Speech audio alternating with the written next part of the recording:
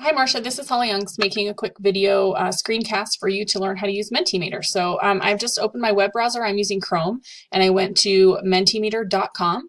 When you get here, you can get started if you don't have an account, or if you do, you can just log in. So I'll go ahead and do that real quick.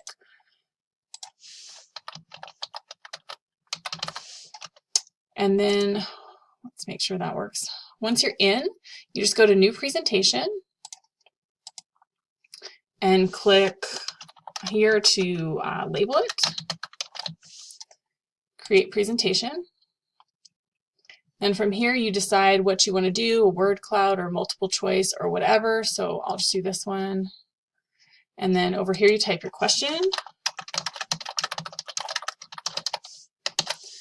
And then you can decide if you want to filter profanities and have people submit more than one answer. I like that for word clouds. Anyway, you can do it however you want. Then just go to present. And here it is. So right up at the top, it tells your students to go to menti.com and enter this code. You can also click this little I right here, and that will put up on the screen what they need to do, and then just remind them it's not this code, of course, it's this one up here. So that is how you use Mentimeter in your class.